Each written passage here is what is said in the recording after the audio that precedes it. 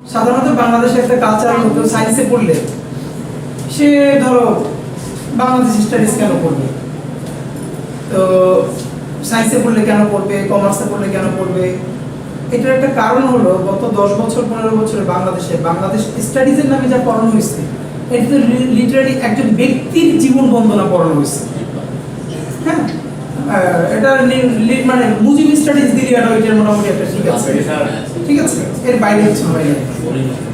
আমি বরং তোমাদের সাথে রাফলি আমরা কি বলবো একটু রাফলি বলে ফেলাই, হ্যাঁ, যে আমরা এখানে কি শিখতে চাইবো। দুনিয়ার সবকিছু শিখে ফেলানো ভার্সিটিতে এটা খুব খারাপ কাজ। যখন আমি আরো ছোট ছিলাম তখন প্রথম দিকে চেষ্টা করলাম স্টুডেন্টদেরকে সব পড়াই ফেলবো, তো সব পড়াই ফেলা কোনোদিন ভালো কাজ না। হ্যাঁ, ভার্সিটিতে সবাই পড়তে আসে না, সুতরাং যে মানুষটা যা চায় না তার উপরে ওইটা জোর করে চাপাই দেওয়া হবে জুলুম আমি মনে করি। তো আমার ক্লাসে তোমরা কি কি ফ্রিডম পাবো আগে বলে দিই ভাই। আমার ক্লাসে তুমি যতবার ঢুকবো কোনো পারমিশন নেওয়া লাগবে না, তুমি ঢুকে বসে যাবে। তোমাকে আমি কোনো কিছু জিজ্ঞেস করলে উত্তর দেওয়ার জন্য দাঁড়ানো লাগবে না, একমাত্র আমি প্রয়োজন করলে তোমাকে বলবো একটু দাঁড়াও। নাম্বার 2, ক্লাসের মধ্যে তোমার যদি মনে হয় জরুরি কল আসছে বা চলে যাওয়া দরকার, তুমি আমাকে না বলে চলে যেতে পারো। নাম্বার 4, ক্লাসের মধ্যে তোমার ঘুম পেলে তুমি ঘুমাতে পারো, অন্য কেউ ডিস্টার্ব করবে না, আমিও ডিস্টার্ব করবো না। তুমি ঘুমাই যেইটা তুমি পারবা না, আমি কথা বলা অবস্থায় তুমি পাশের জনের সাথে অন্য কারোর সাথে কথা বলতে পারবা না। এইটা আমি ভীষণভাবে অফেন্ডেড হই। আর তোমরা তো ফার্স্ট ইয়ারে ক্লাস নিয়ে একটা ঝামেলা আছে ভাই। ঝামেলাটা হলো আমরা তো মাত্র কলেজ লাইফ শেষ করে ইউনিভার্সিটি আসি, তো কলেজ লাইফের কিন্তু ভিন্ন একটা এসেন্স আছে, একটা ফ্লেভার আছে। কিন্তু কলেজ আর ভার্সিটির মধ্যে যে একটা আকাশ পাতাল পার্থক্য আছে, এটা বুঝতে বুঝতে আমাদের ফার্স্ট ইয়ার চলে যায়। একটা কলেজ স্টুডেন্ট যা পারে, যা করতে পারে, একটা ভার্সিটি স্টুডেন্টের অ্যাটিটিউডের মধ্যে, কাজকামের মধ্যে তার একটু তফাৎ কিন্তু পরিলক্ষিত হতে হয়। এইটা বুঝতে বুঝতে আমাদের ফার্স্ট ইয়ারটা চলে যায়। তা তুমি নিজেকে নিজে ভার্সিটির একটা আন্ডারগ্রেড স্টুডেন্ট হিসেবে নিজেকে অনার করো কিনা জানি না, কিন্তু আমি ভীষণভাবে তোমাদের সবাইকে অনার করি। আমি মনে করি তোমরা আন্ডারগ্রেড স্টুডেন্ট এবং তোমরা মাশাআল্লাহ বড় হয়ে গেছো। আমার কোনোদিন তোমাকে বলতে হবে না যে এই কথা বলো না প্লিজ, কোনোদিন এইসব বলতে হবে না, কারণ আমি মনে করি তোমাকে বলা এটা আমার জন্য অসম্মানজনক। তো আমি আশা করি এটা তোমাদের জন্য হবে। অ্যাটেন্ডেন্স নিয়ে কোনোদিন কেউ চাপে থাকবে না। আমার ক্লাস শুরু হওয়ার পর যদি তোমার ক্লাস করতে ভালো না লাগে, একদম চাপ নিবে না। কাগজে অ্যাটেন্ডেন্সের তোমার রোল নাম্বারটা লিখে আমাকে দিয়ে যাবা, চলে যাবো, আমি অ্যাটেন্ডেন্স দিয়ে রাখবো। ক্লিয়ার? আমার নাম পরিচয় বলি, আমি শরীফ উসমান হাদি, সংক্ষেপ উসমান স্যার বললাম। শরীফ আমার বংশের নাম, হাদি আমার বাপের নাম। তো হাদি ভাই বললো না, বললে বলো, অনেকেই বলে এখন শেষে ওসমান স্যার বললে সুবিধা। এরপরে যদি কেউ হাদি ভাই বলতে মন চায় বলো, সমস্যা নেই। 2 নম্বরে হলো আমি ঢাকা ইউনিভার্সিটি থেকে পড়াশোনা করেছি, এরপরে এই এটুকুনি আপাতত। আর একটা বিয়ে করছি, এটা তোমাদের সাথে জানাই রাখা, কারণ ছেলে স্টুডেন্টদের প্রবলেম হলো কোনো মেয়ে স্টুডেন্টে বিশেষ করে যদি তার চেহারা ছিল তাহলে ভালো দেয়, তারা যদি 2-1 প্রশ্ন জিজ্ঞেস করি তাহলে প্রথমেই প্ল্যান হলো স্যারের মনে হয় পছন্দ হয়েছে আমার। হ্যাঁ, তা আমার পছন্দ যদি হয়, আমি তো মানুষ, পছন্দ হওয়া খারাপ কিছু না। আমি যেখানে অর্গানাইজেশন করি আর যেখানে ক্লাস করাই, এইটার মধ্যে আমাকে গুলি গুলিও পছন্দ করতে পারবে না, কারণ এর বাহিরেও দুনিয়া আল্লাহ অনেক নারী দিচ্ছে। প্রফেশনালিজম ইজ ভেরি ইম্পর্টেন্ট এই জিনিসটা। তো প্রথম দিন তোমাদের সাথে অনেক, আরেকটু বলি, আমার কথাবার্তা তোমাদের কাছে প্রথমত মনে হবে আমি যথেষ্টই ভালো টাইপের মানুষ এবং খুব রাফ। আমি এটা অস্বীকার করি না, কিন্তু আমি যদি করে ফিল করি তুমি শিখতে চাও, তোমার ভীষণ শেখার আগ্রহ, কিন্তু তুমি কুল পাইতেছো না, তোমার ক্লাসের আগে পরে ইভেন ওভার দ্য ফোনে হেল্প করার জন্য আমি অলওয়েজ রেডি, এটা আমার ভালো লাগে পড়তে আর পড়াইতে। কিন্তু যদি আমি ফিল করি যে তুমি আমার কথাও শোনো না, ডিস্টার্ব করতে চাও, বরং তেরামি দেখাইতে চাও, তাহলে জাইনেরাও আমার থেকে বেশি তেরা তোমরা এখানে একজনও নেই। মানে বুঝতে পারছো? বলো না শক্তের ভক্ত নরমের জম, আমি হলো মূলটা।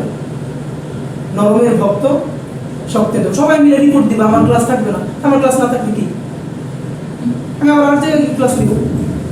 মানে বুঝো নাই, ক্লাস রাখার জন্য যেমন হোক তোমাদেরকে আমার ভাই সোনা মনে ওইগুলো বইলে বইলে নেওয়া লাগবে, এটা আল্লাহর রাস্তায় ফিল করবা না। আমি তোমাদের কাছেই মনে হয় এবার তুমি করে বলতেছি, আমি আপনি করেই বলি সাধারণত, আমার ভালো লাগে আন্ডারগ্রেড স্টুডেন্টদেরকে আপনি বলতে। যাই হোক ভাই, অনেক কথা বলে ফেললাম। মানে প্রথম 3টা কথা ভালো আছে না, এই জন্য বাজে বাজে কথা বলে নিলাম, সম্বন্ধে নেগেটিভ ইমপ্রেশন আগে তৈরি হয় ভালো। আমরা ভীষণভাবে আমি চাইবো এই কোর্সটা এমনভাবে তোমাদের সাথে আলাপ করতে তুমি যখন এইখান থেকে গ্রাজুয়েশন করে শেষ করবা, তোমার যদি কেউ জিজ্ঞেস করে যে তুমি এই 3টে কোর্সের নাম বলো তো, যে কোর্স 3টা তোমার অনেক বেশি জীবন ঘনিষ্ঠ এবং তোমার খুবই ভালো লাগছে, আমার আপ্রাণ চেষ্টা থাকবে সেই 3টে কোর্সের মধ্যে যেন একটা বাংলাদেশি স্টাডিজ কোর্সটা থাকে। ধরো আমি আমার অনার্সে 3200 নাম্বার করছি, হ্যাঁ, মানে 32টা কোর্স করছি। তো এখন যদি তুমি আমার জিজ্ঞেস করো, আমি কয়টা 3টে-4টে কোর্সের নাম বলতে পারবো, যেটা আমার এখন মনে আছে, আমার ওইটা আমার ভালো লাগছে, তাই না? তো তোমাদের ক্ষেত্রেও এই জিনিসটা আমি এরকম প্রাণবন্ত করে তুলতে চাই যে একদম ডে টু ডে লাইফ থেকে বাংলাদেশি স্টাডিজটা পড়া, বোঝা, শেখা এবং চিন্তা উস্কে দেওয়া। শোনো, ভার্সিটি লাইফে ভার্সিটি টিচারদের যেটা উচিত সেই দিয়ে শুধু বাংলাদেশে হয় না, আর সবটা হয় কিরকম। বিশ্ববিদ্যালয় দুনিয়া সব শেখানোর জায়গা না, বিশ্ববিদ্যালয় হলো চিন্তা করতে শেখায়, মানে চিন্তার কাঠামো তৈরি করে দিবে। এরপরে 50টা স্টুডেন্ট 50 ভাবে চিন্তা করে নতুন 50টা ন্যারেটিভ তৈরি হবে। এইটা হলো বিশ্ববিদ্যালয়ের সৌন্দর্য। আর বাংলাদেশে শুধু এই চিন্তা করতেই শেখানো হয় না, বাকি সব করা হয়। ধর আমি আমার ঢাকা ইউনিভার্সিটি নিয়ে সবচেয়ে বড় ক্রিটিকটা করি যে সময় আমার ভার্সিটিতে আরো বেশি বলি, ঢাকা বিশ্ববিদ্যালয় কি কোনো বিশ্ববিদ্যালয়? এটা তো একটা বড় কোচিং প্রতিষ্ঠান। মানে ধরো তোমাদের সাথে বড় ভাই বোন যদি ঢাকা ইউনিভার্সিটিতে থাকে, তাহলে প্রতি বছর দেখবা তারা গর্ব করে কি, আমার বন্ধু বান্ধব, যে এই বছর বিসিএস এর ফরেন ক্যাডারে বা পুলিশ ক্যাডারে বা এডমিন ক্যাডারে এতজন ঢাকা ইউনিভার্সিটি, বা পুরো এততম বিসিএস এর 43তম বিসিএস এর অর্ধেকেরও বেশি ক্যাডার হলো ঢাকা ইউনিভার্সিটি, বা প্রশাসন ক্যাডারের 80% হলো ঢাকা ইউনিভার্সিটি। এটা নিয়ে খুব গর্ব করে না, সবাই খুব গর্ব। এই গল্পটাই হলো একটা ছোট লোকি গল্প। আরো ভালো করে বুঝতে, এটা একটা খয়রাইত্য অভ্যাস। তোমার বরিশালে কেউ থাকলে বুঝবা খয়রাইত্য মানে কি। ছোট লোকি মানে হলো পাবলিক ইউনিভার্সিটির কাজ কি বিসিএস ক্যাডার তৈরি করা না। পাবলিক ইউনিভার্সিটির কাজ হলো যেই বিশ্ববিদ্যালয়ের গর্ব হওয়ার কথা, গত বছর ইন্টারন্যাশনাল জার্নালে আমাদের ইউনিভার্সিটি থেকে এতগুলো আর্টিকেল ছাপা হয়েছে, এতগুলো A1 র্যাঙ্কিং ইউনিভার্সিটিতে আমাদের ভাইয়েরা কেউ মাস্টার্সের ফান্ডিং পাইছে বা পিএইচডি ফান্ডিং পাইছে। আমাদের টিচাররা এত এত বড় ইন্টারন্যাশনাল সেমিনারে অংশগ্রহণ করছে। অথবা আরো বড় করে বললে যে গত বছর এই ইনোভেশনের জন্য নোবেল কমিটিতে অন্তত আমাদের 2-1 নাম প্রস্তাবনায় গেছে। আমাদের এক্সিবিশনে আমরা ইন্ডিয়াকে বিট করছি, পাকিস্তানকে বিট করছি। এইটা যে গল্প হওয়ার কথা, যে জন্য ইউনিভার্সিটি তৈরি হয়, সে এসে গল্প করে আমরা বিসিএস ক্যাডারে ফার্স্ট হয়েছি। আর একটা বিসিএস ক্যাডারে যদি বানানো, তাহলে তো ঢাকা ইউনিভার্সিটি কেন, Dhaka college is good, so important. মানে এটা যদি ইটস ক্লিয়ার, একটা ঢাকা ইউনিভার্সিটির স্টুডেন্টের পড়াইতে রাস্তায় 12 থেকে 15 লাখ টাকা তার পিছনে খরচ। মানে খরচ যেটা হয় সে তো দেয় না, সে তো দেয় 5 বছরে 20,000 টাকা বা 30,000 টাকা। বাকি টাকা তার কি দেয়? রাষ্ট্র দেয়। সরকার দেয় বলবো না, রাষ্ট্র দেয়। সরকার বলা আর রাষ্ট্র বলার মধ্যে পার্থক্য আছে। সরকার দেয় বলার কারণে হাসিনা এতদিন বলতে পারছে কে টাকা দেয়, আমি দিয়েছি, এই বেটা 2 টাকা পাবো। মানে হাসিনা কি বাপের টাকা দেয়? এটা বলো, টাকা দেয় কি? রাষ্ট্র। রাষ্ট্র মানে তুমি সরকার না, তুমি রাষ্ট্র, আমি রাষ্ট্র। এই যে আগের ক্লাসে বাজেট পলিসি পড়াচ্ছিলাম, এই যে আমরা সবাই বারবার বলি না ভাই আমি রাজনীতি করি না, আমি রাজনীতি বুঝি না, এইটা হলো একটা ফাউল কথা। তুমি আমি এখানে এমন কেউ নাই যে আমরা রাজনীতির বাইরে আছি। তুমি যখনই রাষ্ট্রের মধ্যে, তুমি তো যেমনি তুমি একটা রাষ্ট্রের কাঠামোর মধ্যে জন্মগ্রহণ করছো না, যেদিন থেকে তুমি এই কাঠামোর মধ্যে জন্মগ্রহণ করছো সেদিন তুমি এই রাজনীতির অংশ এবং তুমি নাগরিক। এখন তুমি রাজনীতিতে মনোযোগী না হওয়ার কারণে কি হয়েছে দেখো, বলো। একটা রাষ্ট্রের যে আমাদের প্রতি বছর বাজেট হয় 1000 কোটি টাকা, এই টাকাগুলো কোথেকে আসে? মানে তোমার পকেট থেকে, আমার পকেট থেকে। আজকে যে বাচ্চাটা জন্মগ্রহণ করলো, ওর জন্য ওর ফ্যামিলি ডায়াপার কেনে, খাবার কেনে, এটার মধ্যে যে ইনবিল্ট ট্যাক্স আছে, এই থেকে শুরু করে মৃত্যুর কফিন কেনা পর্যন্ত সে সারাদিন ট্যাক্স দেয় না। এবং আমরা কত লেয়ারে ট্যাক্স দিই বলতে পারো? আমাদের অনেক শিক্ষিত স্টুডেন্টরা জিজ্ঞেস করে তুমি ট্যাক্স দাও, বলে না স্যার আমি তো ট্যাক্স দিই না। অদ্ভুত। ট্যাক্স মানে সে মনে করে ব্যবসায়ীরা যেরকম ট্যাক্স দিয়ে ট্যাক্স রিটার্ন দেয় সেটা। একটা কলম কিনলে তুমি তার মধ্যে 1 টাকা ভ্যাট দাও, এটা ইনবিল্ট। এরপরে আরো দাও যদি সেটা তুমি সুপার শপ থেকে কিনো, 10 টাকার জিনিসটা সুপার শপ থেকে কিনলে 1 টাকা তুমি ভ্যাট দাও না, 1% মিনিমাম। তাহলে তুমি 2 বার দিলে। একটা ইন্ডাস্ট্রি যখন পণ্যটা তৈরি করে তখনই কিন্তু সেই ট্যাক্স ধরে এটার দাম ধরছে। নাম্বার 1, এটা তোমার মধ্যে গেছে। আবার তুমি অন্য জায়গা থেকে কিনলে তুমি আবার দিতেছো। তাহলে এইরকম টাকা দিয়ে এই রাষ্ট্র তার টোটাল মেকানিজম চালায়। কিন্তু এবার বলো তো, একটা দেখি তোমাদের এই ব্যাপারে আলাপ আছে কিনা। বাংলাদেশে মাথা পিছু চিকিৎসক কয়জন সরকারি? মানে আরো সহজে বলি, কতজন মানুষের জন্য একজন ডাক্তার আছে রাষ্ট্রীয়ভাবে বলতো? চিন্তা করে বলো তো, যে কতজন মানুষের জন্য একজন ডাক্তার? এই তুমি আমি আমরা এতজন, ধরি যে আমরা এখানে কতজন, 30 জন। তো কতজন মানুষের জন্য একজন সরকারি রাষ্ট্রীয় ডাক্তার আছে, মানে রাষ্ট্রের মেকানিজমের মধ্যে? হিসাব করবা, সারা বাংলাদেশের সরকারি ডাক্তার কত, আর টোটাল জনগণ ভাগ দাও, এটা হলো অ্যাবাউট 2000 মানুষ। 2000 মানুষের জন্য একজন ডাক্তার, সরকারি বলতে একদম ঢাকা মেডিকেল থেকে শুরু করে তোমার উপজেলা স্বাস্থ্য কমপ্লেক্স। ওকে, এবার তুমি যখন ঢাকা মেডিকেলে যাও বা উপজেলা স্বাস্থ্য কমপ্লেক্সে যাও, গিয়ে দেখো তুমি রোগ বলার আগে তোমার ডাক্তার একটা প্রেসক্রিপশন ধরাই দিচ্ছে।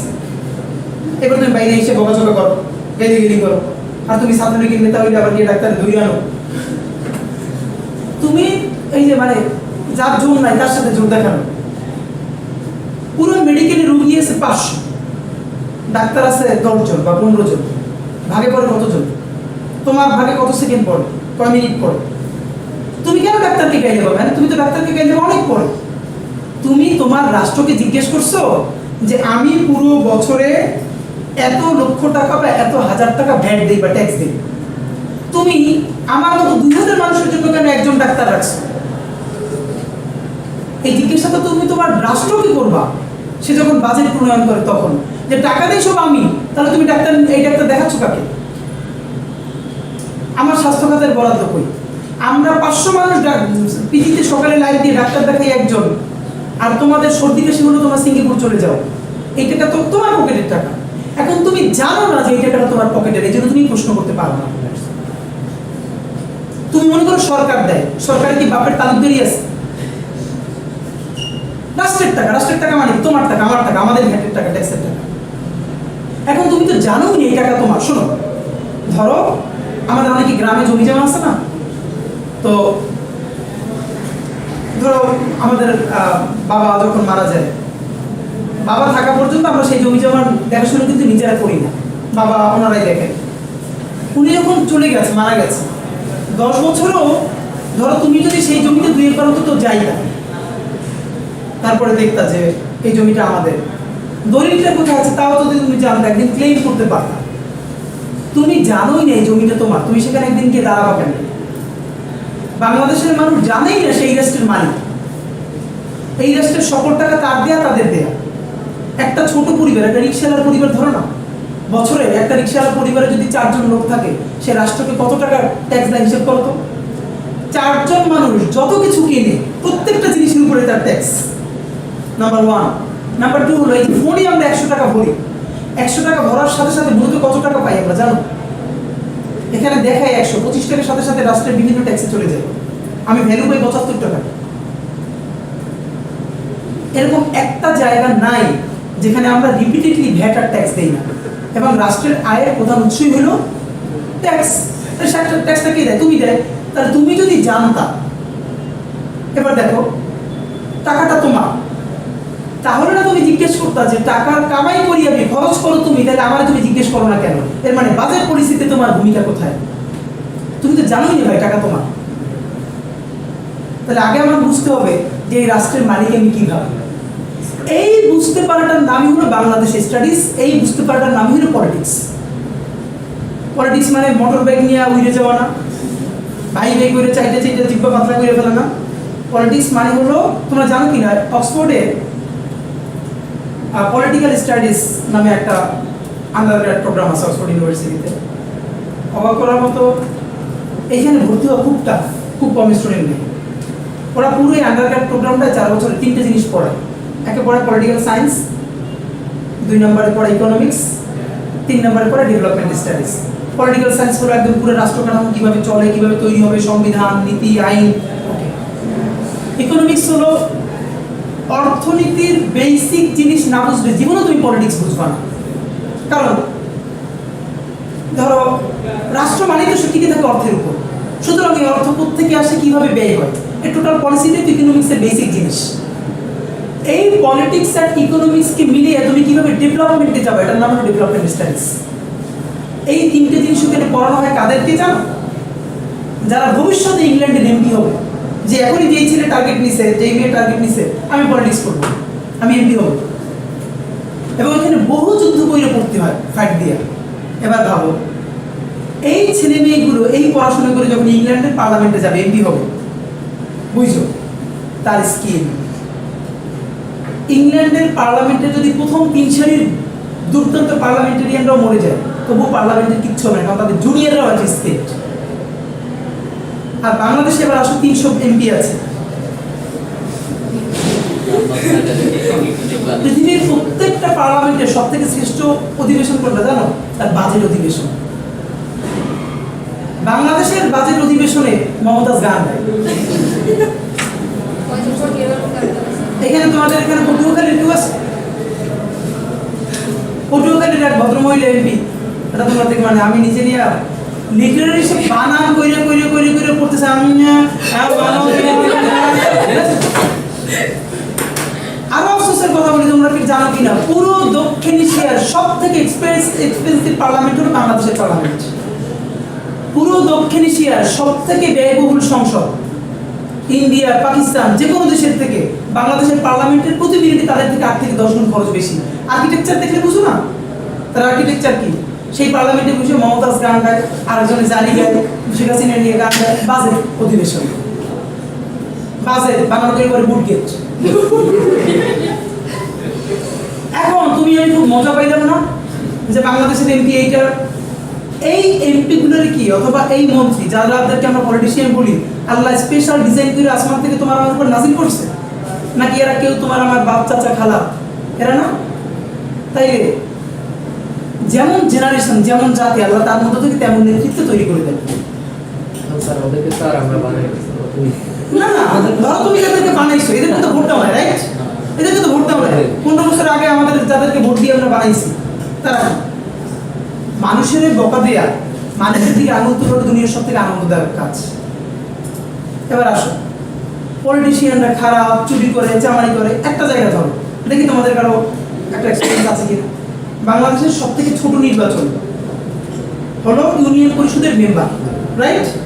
একটা দেখি তো কারো এক্সপিরিয়েন্স আছে কিনা, একটা অনুমান করতো। একজন ইউনিয়ন পরিষদের মেম্বার হইতে মোটামুটি তার কত লাখ টাকা খরচ করা লাগে বাংলাদেশের বর্তমান প্রেক্ষাপটে?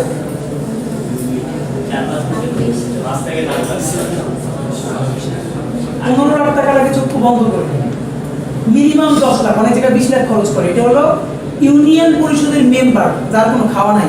এবার বললে বলো, দুইটা জিনিস দেখো, ইউনিয়ন পরিষদের মেম্বার প্রতি মাসে ভাতা পায় কয় টাকা জানো? 7 থেকে 9 হাজার টাকা। এর মানে 5 বছরে সে ভাতা পাবে 5 লাখের মতো। সেই ইলেকশনে খরচ করছে 15 লাখ, তাহলে তার বাকি আছে কত? 10 লাখ। তাহলে এই 10 লাখ তোমার যদি সে ইট না খায়, সিমেন্ট না খায়, রড না খায়, এই 10 লাখ সে পাবে কি? তার তো চোর তুমি বানাইছো, কারণ তুমি ভোটের আগে রাত্রে 500 টাকা বাংলাদেশের মানুষ ভোট পেয়েছে। এবং আরো অদ্ভুত দেখো, মানুষ কি পরিমাণ অনেস্ট মানুষ বাংলাদেশে। ভোটের জন্য টাকা নেই আগের রাত্রে, এখন টাকা তো 3 জনের কাছ থেকেই নেই, কারে ভোট দিতে কেউ জানে না। এই জন্য কালচারের কত বড় হারামি কোরআন শরীফের উপর রেখে টাকা নেই। মানে বিভিন্ন ওই যে যেগুলো আছে না, ওরা টাকা যখন রাত্রি 2টায় দিতে যায় বিভিন্ন ঘরে ঘরে, তখন সাথে কোরআন শরীফ, ঠিক আছে এই কোরআন শরীফের টাকা রাখলাম, এই দিয়ে নাও। এর মানে পর্বে হারাম কাম, সেটা সাক্ষীকে কোরআন শরীফ। তাই এবার তুমি বলো, বাংলাদেশের মানুষ চিন্তা করলে ইলেকশনের সময় তার পরিবার 5টা ভোটে 10,000 টাকা পাইবে, রাইট? এই 10,000 টাকায় সে খুশি। এরপর সে কি করে পুরো 5 বছর ধরে মেম্বারের গাইলে কালভার ভেঙে পড়ে, রাস্তার ইট নাই, সিমেন্ট দেয় নাই, ওইটা করে নাই। এই ভাই, তুমি যে ওই রাত্রির 10,000 খাইলা, তাহলে সে টাকা পাবে কই? সে তো দিয়ে করে না খায়। এবার আসো, এই ইলেকশন করতে লোকটার খরচ হতে যদি 1 লাখ, মানে কেউ টাকা নেয় না, তাহলে তো তার এত খাওয়ার। তুমি জানো কিনা ম্যাক্সিমাম মেম্বাররা লোন করে ইলেকশন করে, এবং সেই লোনটা আবার কোন প্যাটার্নে বলি, মেম্বার হইলে 5 জন তার লোন দেয় 2 লাখ 3 লাখ কইরা। তুমি মেম্বার হওয়ার পর কালভার্ট তুলার কন্ট্রাক্টরই আমারে দিবা, ওই কালভার্ট থেকে সে উঠিয়ে নিই। তাহলে সে উঠিয়ে নিলে তার তো সরকারি সিমেন্ট থাকবেই না, রড থাকবেই না। তার তো চুরি তো তুমিই শুরু করলা ভাই, তুমি তারে চোর বলো কেন? মানে নিজে চুরি করার সময় কোনো কথা নেই, কিন্তু অন্যের গাইডেনের সময় খুব আনন্দ। তাই এইটা বললাম শুধু একটা মেম্বার, আসো চেয়ারম্যান, তারপরে পৌরসভা, তারপরে এমপি। বাংলাদেশে এমপি হইতে ন্যূনতম বাজেট কত টাকা জানো? যে সবচেয়ে গরিব তার 10 কোটি টাকা বাজেট। এই 10 কোটি টাকা বাজেট সারা বছর 5 বছরে সে এর 10 লাখ পাবে যদি সে চুরি না করে। তো চুরি তো তুমি আমি তাদের দিয়ে করাইতেছি। এই পলিটিক্যাল কালচার না বদলাইলে তুমি আমি শুধু গাইড দিতে পারবো কোনোদিন। এবার বলবে কি স্যার রাচো তুমি হো না কেন এমপি, তুমি হো, তুমি মেম্বার হও, চেয়ারম্যান হও, এমপি হও। মানে তুমি আমি এইগুলো হই না বলেই তো এখন ধরো তোমাদের মধ্যে পলিটিক্স করে কে তোমার এলাকায়? সবচেয়ে ভালো ছেলেটা না, যে ক্লাসে ফার্স্ট হয়, এই তো পলিটিক্স করে, ছাত্রলীগ করে না ছাত্রলীগ করে। মানে যেটা নাম লিখতে 3 বার বানান ভুল যায়, ওই তো ছাত্রলীগের উপসভাপতি আপ্যায়ন সম্পাদক। হ্যাঁ, তো মজার ব্যাপার হইল বাংলাদেশের পলিটিক্স মানে বোঝানো হয়েছে মোটরসাইকেলের বাইকের মহড়া, চুরি, ভাই ভাই করে চাটা। আর পলিটিক্স মানে হলো এইটা না। ধরো বাংলাদেশের সবচেয়ে বড় কাজটা কি দেখে, এইটা তোমরা এমপিদের মূল কাজ কি বলো তো? আসলে সংবিধান অনুযায়ী এমপিদের বলতে পারো কেউ? দেখো, এই যে সামনে ইলেকশন হবে না, আমাদের সমস্ত এমপি ক্যান্ডিডেটরা গিয়ে কি কি ওয়াদা দিবে তোমারে বলি। আমি যদি হই এখানে ব্রিজ বানাই দিব, এখানে রাস্তা নাই রাস্তা করে দিব, কালভার্ট দিব, শিক্ষা প্রতিষ্ঠানে বিল্ডিং দিব, এগুলো বলে না? তোমরা কি কেউ জানো যে সাংবিধানিকভাবে এগুলো একটাও এমপির কাজ না? এই কাজটা কার বলো তো? এমপি তো রাষ্ট্রেরই অংশ। এইটা কার, কোন কাঠামো অর্গানে? এইটা বুঝতে হইলে তোমার বাংলাদেশের স্টাডিজ করতে হবে যে কার কাজ কোনটা। এক্সিকিউটিভ ব্রাঞ্চের কাজ কি, মানে নির্বাহী বিভাগের কাজ কি, শাসন বিভাগের কাজ কি, আইন বিভাগের কাজ কি। ভাই এইগুলো করবে স্থানীয় সরকার, পৌরসভার চেয়ারম্যান, পৌরসভার কমিশনার। এমপি কি করবে? সে পার্লামেন্টে আইন পাস করবে, আইন রাষ্ট্রের জন্য। কিন্তু বাংলাদেশে কি সেটা হয়? বাংলাদেশে একটা কালভার্টও যায় এমপির হাত ধরে, এটা যাওয়ার কথা না। বরং এখন তোমার যদি শিক্ষিত জনগোষ্ঠী হইতো, শিক্ষিত কথা আমি বলবো না, এটা খুব বাজে, আমি বলতে চাই পলিটিক্যালি কনসাস একটা জেনারেশন হইতো, তাহলে তুমি তোমার এলাকার এমপির নির্বাচনের ক্যাম্পেইনের সময় ধরতাই দাঁড়ান। আপনি তো বলছেন রাস্তা করবেন, কালভার্ট করবেন, ব্রিজ করবেন, সাংবিধানিক মতে তো আপনি এগুলো একটাও করার অথরিটি রাখেন না। তোমাদের মতো আরো তরুণরা যদি বাংলাদেশের প্রত্যেকটা কনস্টিটিউয়েন্সিতে জিজ্ঞেস করতো, তারা জিজ্ঞেস করতো বলেন তো বাংলাদেশের এমপির কাজ কি সংবিধানের কততম ধারায় আছে? স্থানীয় সরকার কাঠামো কি কি বলেন তো সংবিধানের কততম ধারায় আছে? তোমরা যদি সবাই মিলে জিজ্ঞেস করতে শুরু করতা, তাহলে পলিটিক্যাল পার্টিগুলো কেমনি ভালো হয়ে যেত। তখন দেখতো সে তো এখন দেয় সব সন্ত্রাসীকে মনোনয়ন, যার টাকা বেশি বা পিটিয়ে আনতে পারবে। তখন যখন দেখে যে এই উত্তর দিতে পারে না, তখন এই উত্তর যে পারে সেই উপরে তারা পিক করবে। এর মানে অটোমেটিকলি তুমি সচেতন হইলে তখন ভালো প্রার্থী দিতে পলিটিক্যাল পার্টিগুলো বাধ্য। মানে বুঝছো কিনা? যে তুমি যখন যে কনসাস, তুমি জানো যে এইটা এমপির কাজ, এইটা স্থানীয় সরকারের কাজ, সে তার গ্রাউন্ডের বাইরে যদি বলে তাহলে তারা ধরে ফেলবা। তখন পার্টিগুলো কি করবে? বলবে না তাইলে এখানে এই লোক দিতে হবে, তখন তুমি ভালো প্রার্থী পাবা। এর মানে ভালো রাষ্ট্র করার জন্য ভালো সিটিজেন হওয়া জরুরি। ভালো সিটিজেন হলে এই রাষ্ট্রে যে তুমি নাগরিক, সেই মালিকানা বুঝে নেওয়া জরুরি। আর মালিকানা বুঝতে হলে জানতে হবে, শোনো, পয়সা ছাড়া মালিকানার কোনো দাম নাই। কেমনি? তোমার ঘরে 5 ভাই, এর মধ্যে বড় 2 ভাই অনেক নৈতিক মানুষ, লোক বলো, কিন্তু সংসারে কোনো খরচ দিতে পারে না। আর একজন লোক অত লোক সুবিধার না, কিন্তু কার ওষুধ বিসুখ করে টাকা পয়সা দেয়, ঘরে বাজার সদাই করে। ঘরের সিদ্ধান্ত গ্রহণে কার ভূমিকা বেশি? ভালো ভাই নাকি একটু কম ভালো ভাই যে টাকা দেয়? কিন্তু টাকা দেয়। তখন কয় টাকা কাম বুদ্ধি দিতে হয় না, তোমার এত বুদ্ধি লাগবে না। এখন তুমি যে এই রাষ্ট্রের প্রতিদিন লক্ষ লক্ষ টাকা দাও, সেটা তো তুমি জানোই না। এইটা যদি তুমি আগে জানো যে রাষ্ট্রকে প্রতি ধাপে তুমি জন্ম থেকে মৃত্যু পর্যন্ত কত ভাবে কত টাকা দাও, এইটা বোঝার পরে তোমার ন্যূনতম মালিকানা বোধ তৈরি হোক যে আমি তো তাহলে প্রজা না, আমি তো নাগরিক।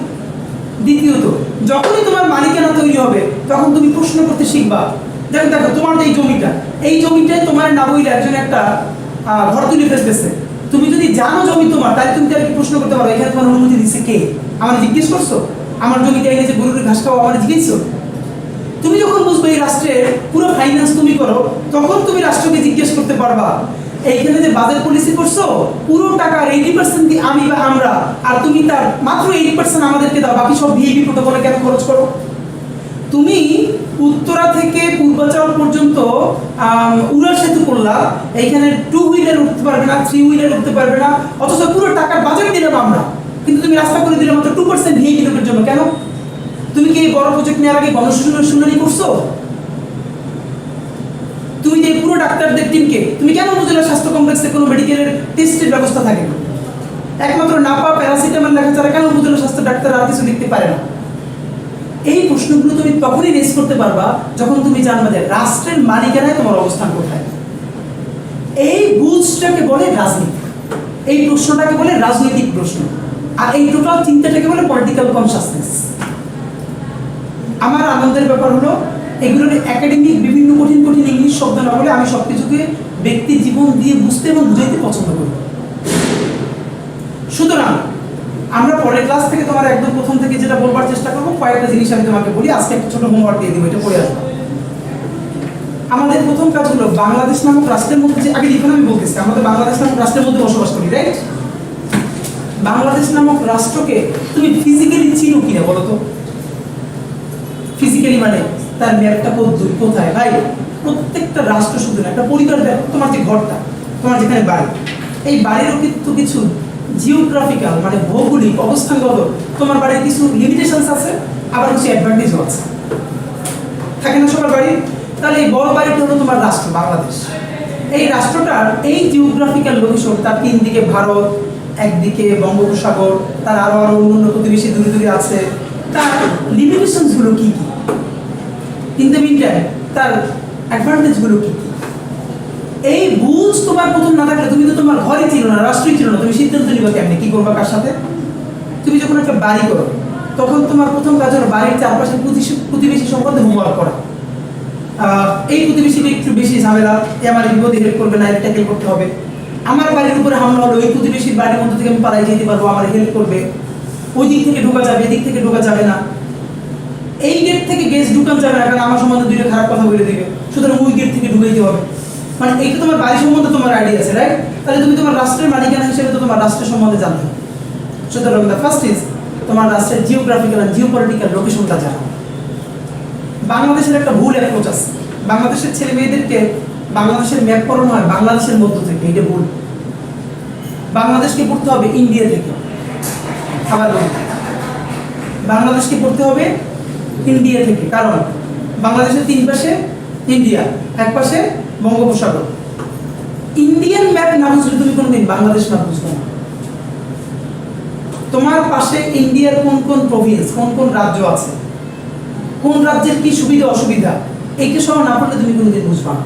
সুতরাং তোমার প্রথম হোমওয়ার্ক হবে, আজকে তোমরা সবাই কি গুগল করবা, গুগল থেকে ম্যাপ না পাবা, যে অনেকগুলো ম্যাপ দেখবা, এখান থেকে যেটা যেটা পছন্দ হয় সেটা তুমি স্ক্রিনশট নিবা বা নামাই ফেলবা। বলি দেখবা যে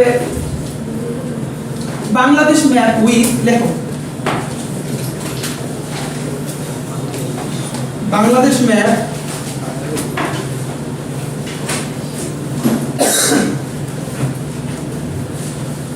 উইথ 7 সিস্টার্স। ওই যে ইন্ডিয়ার 7 সিস্টার্স আছে না, এটা লেখো। সিস্টার নাকি সিস্টার? বোন, বোন। Bangladesh map with 7 sisters. এরপরে লেখো এই 7 সিস্টার্স এর অবজেক্টে আরো একটা লেখো যে Bangladesh map with India.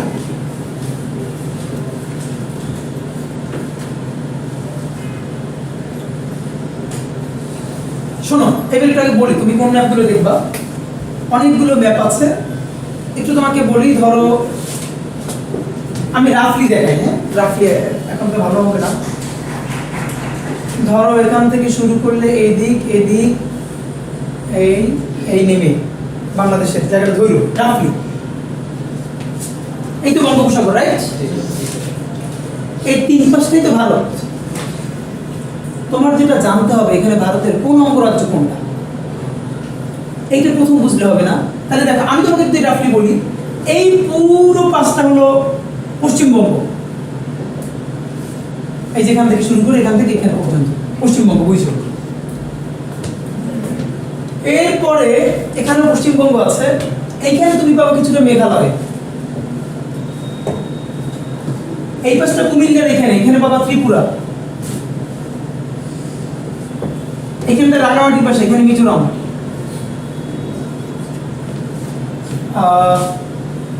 R